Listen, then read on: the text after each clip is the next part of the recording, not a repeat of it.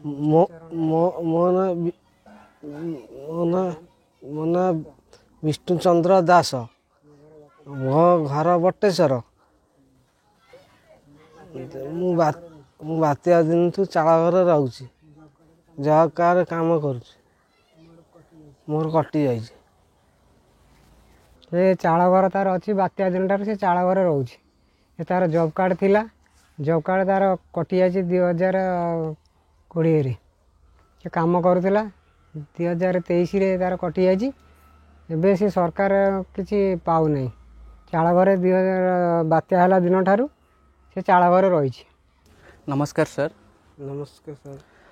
तो मो ना हूँ अरविंद गिरी। तो एक्चुअली मु सीएससी सेंटर ओनर अच्छे भिएली अच्छे आमर मागुरा पंचायत सर मु सर्वे आसी जो सर्वे कि आमर पीएम आवास सर्वे थिला। तो भाईंकर सर्वे जिते पकेली मत स्टाटस आसला कि जॉब कार्ड रिजेक्ट होती आधार वेरिफिकेशन होनी। तो पचारा बेलू आ वेबसाइट रू मु बाहर कला बेलू डाटा तो तांकर काम मु देखिली 6 दिन प्रेजेंट थिले।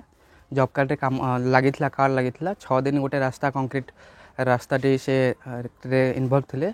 6 दिन काम कला 3700 समथिंग टंका आसी बैंक अकाउंट को।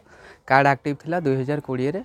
तो रिसेंटली जिते देखिली 2023 रे कार्ड टी डिलीट करा जाइए। रीजन शो कराई कि कौन पाई डिलीट कराई। जदि गोटे हिताधिकारी से चाहूँगी कि काम कररेडी जदि काम न करी था काटी जस्टिफाई था जेहेतु काम से कर पैसा भी पाई।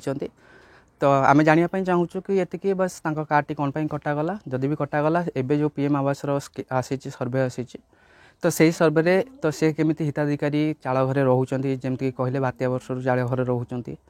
तो से क्षेत्र में आम आवेदन करूँ।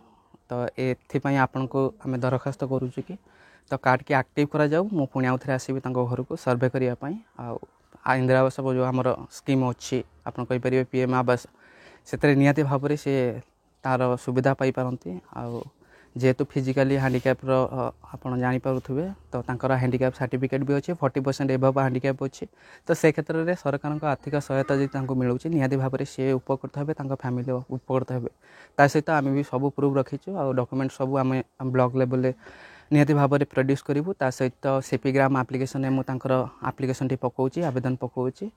तो उपर अधिकारी रूरल डेवलपमेंट ऑफिसर माने जे भी अच्छा सार मैंने काइंडली ये मैटर को टिके सॉल्व करने चेष्टा करूँ। आवास सर्वे सरिबा पूर्व आमको हेल्प कले निहाती भाव में से उपकृत हो पारे।